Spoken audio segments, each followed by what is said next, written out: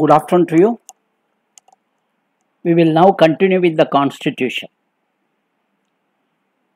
We have seen in the earlier class the various powers and privileges of the Parliament. In the sense, both the houses of Parliament, members of the House, and members of the committee. So, all the three, Parliament, its committee, and members.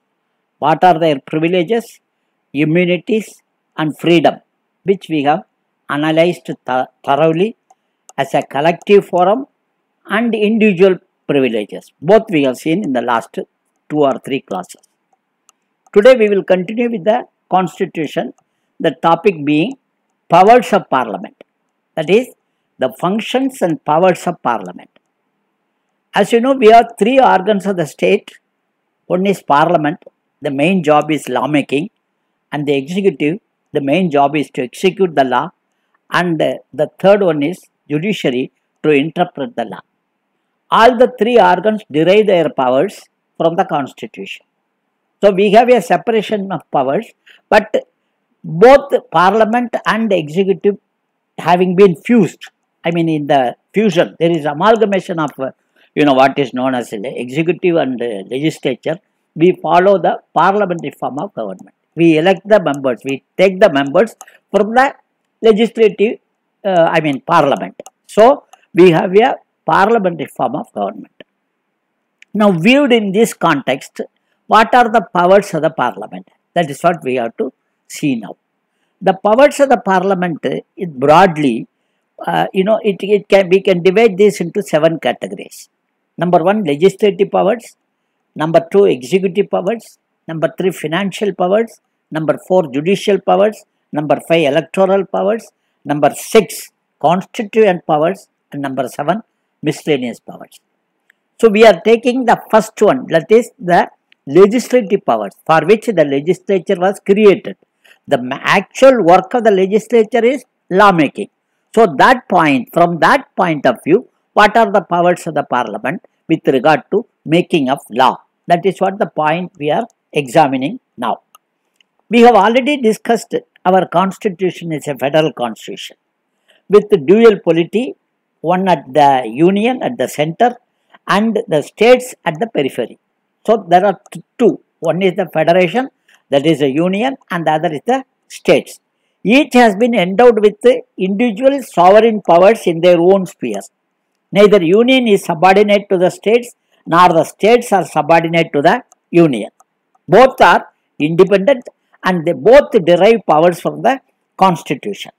The basic principle is the federation, that is the containing 3 organs. One is legislative, executive and financial. All the 3 authorities, that is the financial powers, legislative powers and executive powers, is divided between the union and the state and not by any law. It is divided. The division of powers has been given in the constitution itself. Remember, if it is a law, any government can change it, because the law is only parliament making. So, if any law is to be made, nothing is an ordinary law, you change it immediately by simple majority. Whereas they like our RTI. So, like RTI, we have changed it at no moment. It has been changed by simple majority. There is no need for an absolute majority. Subject to quorum, number of members present divided by 2 plus 1. The bill is passed. Whether discussion, no discussion. So, it is not possible with regard to the constitution, because it is a mandatory that 2/3 of the members should vote, and as well as absolute majority. So, a constitution can be amended only through absolute majority. That is what I am saying, that these powers, the legislative powers and other executive powers, the division of powers have been given in the constitution itself. They have not left to the initiative or otherwise of the legislators. It has been incorporated in the constitution itself. So, it cannot be taken away easily. It cannot be, especially more so when they have been declared as a basic structure of the constitution. When it is a basic structure of the federal system, federal form of government is a basic structure. Naturally, You cannot amend this portion of constitution because it has been declared as a basic structure. At least the Supreme Court will not allow you to amend. To that extent, the central-state relations are protected by the provisions of the constitution. Now, the constitution itself, we can study in three heads. One is legislative relations, Article 245 to 255. 245 to 255. Second is administrative relation, 256 to 263. 256 to 263.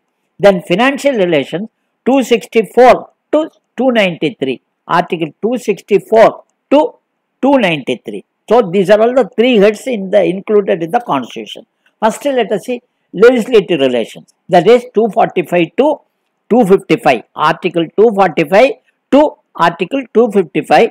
In which part? Part 11. Remember, from the examination point of view, 245 to 255, part 11 of the constitution. Before we plunge into the legislative relations, 4 points you should remember. One is territorial jurisdiction of the central and state legislation. That is what important we are seeing.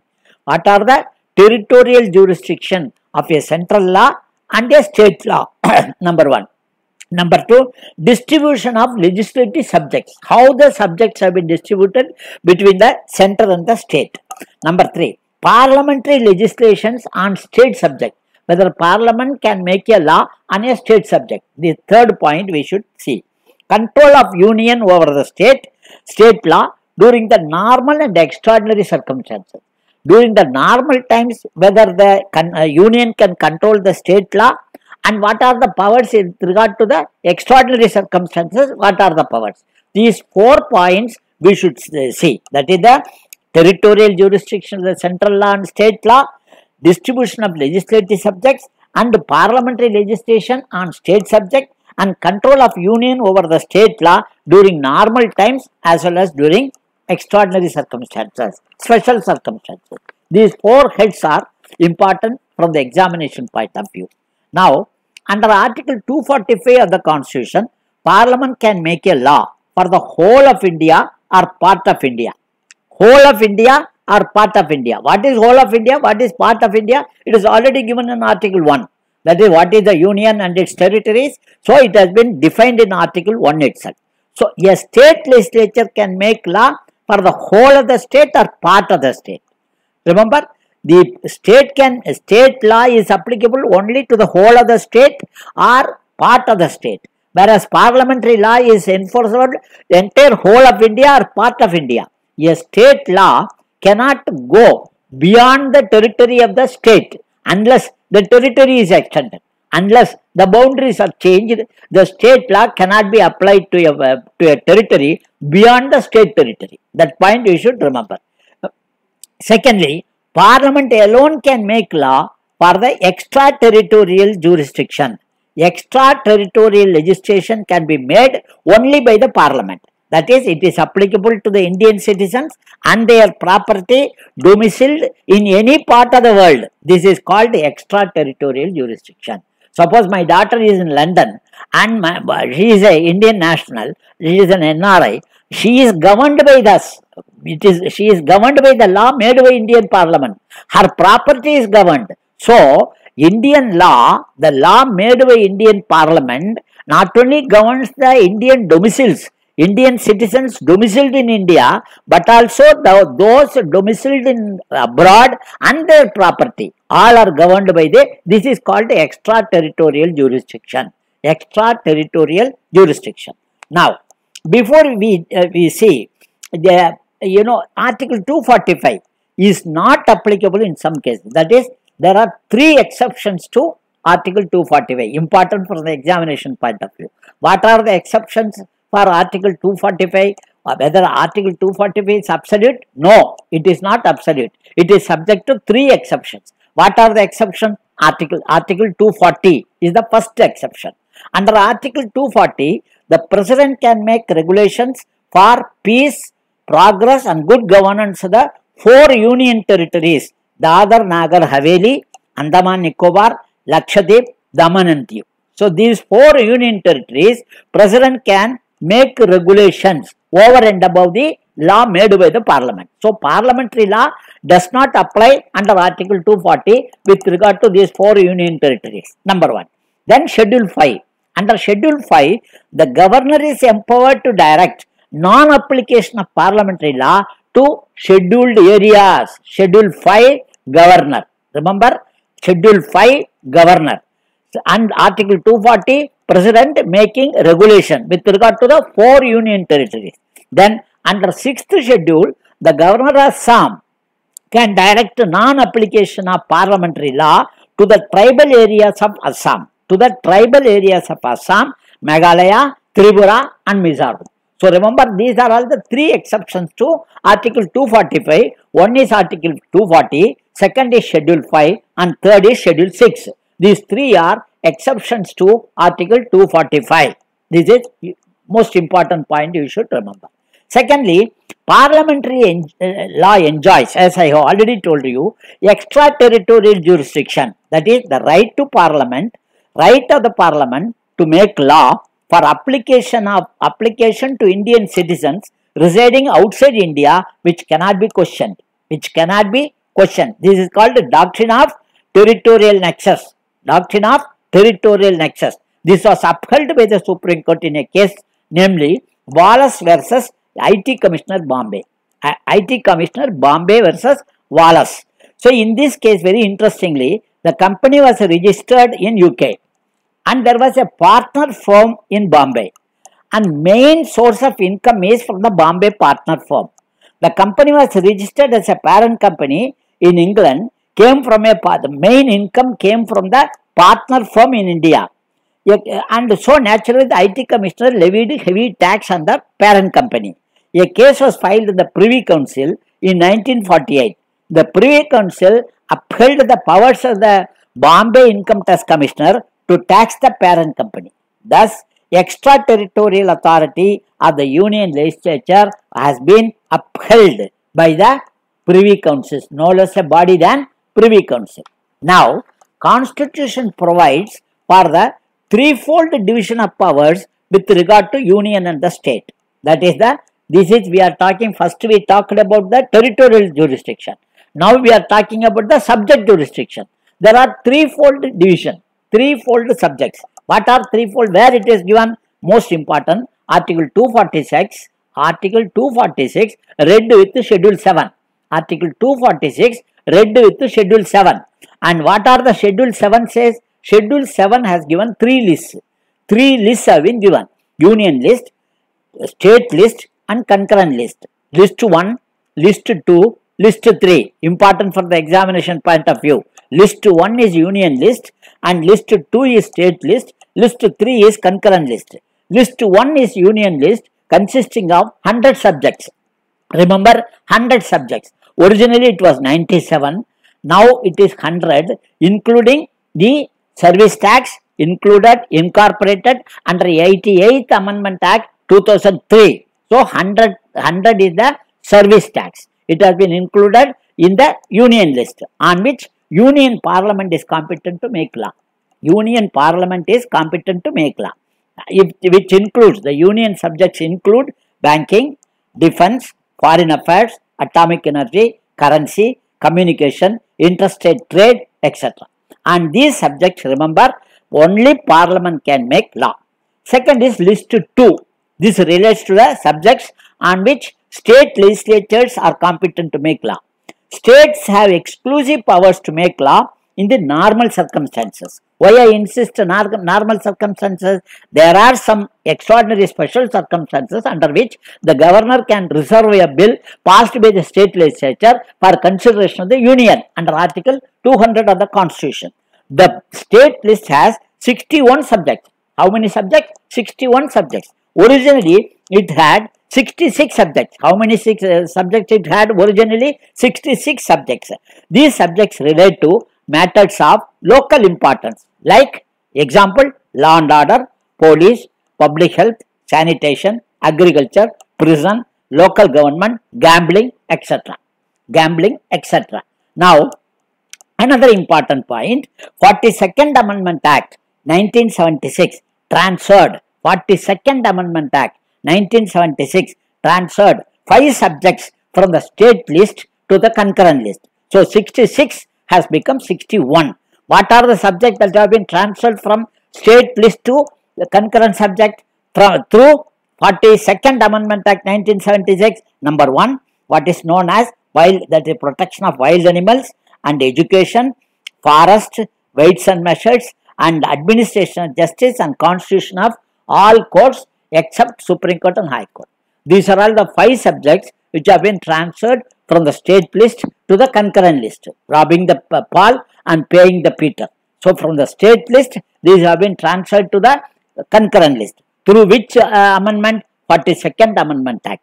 And what was added through service tax? 88th Amendment Act 2003. Now list 3 consists of 52 subjects. These are all called concurrent subjects. Originally, how many subjects are there? 47. And adding that 5 state subjects which are converted into the concurrent subjects, what is the number of concurrent subjects as on now? 52. So totally 52. After the transfer of 5 subjects from the state list, concurrent list now stands at 52 subjects. What is concurrent? Concurrent means parallel. What is parallel?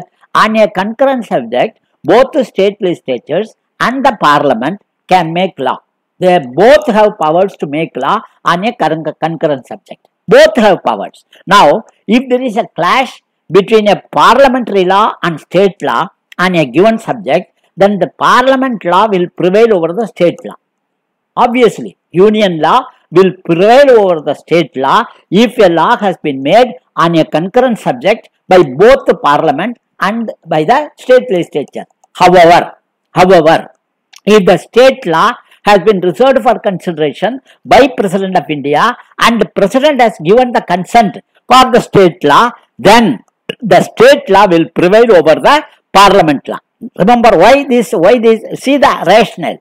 President is part of parliament. What is parliament? What is union legislature? Union legislature consists of President of India, Lok Sabha and Rajya Sabha. So if President has given his consent for a state law, it means that the parliament has given. So naturally, if a state law has been considered and given assent by the President of India, then obviously the state law will prevail over the parliament law. But remember, even then, it is competent for the parliament to amend such a law at a later stage.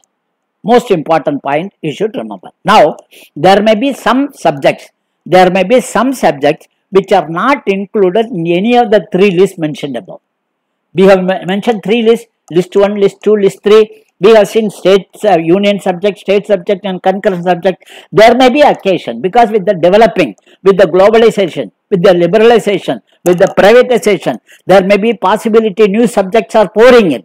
So there may be occasion where some subjects have not been included in any of the list. What is the name of such subjects? Residuary subject. What do you mean by residue? Residue means balance, remnant. So these are all the subjects which have been left out. So remember, the residuary subjects always belong to the union. Residuary subjects always belong to the union. But who will decide that it is a residuary subject or not? It is only Supreme Court. Remember, it is only Supreme Court which is competent to decide that a subject is a residuary subject or not.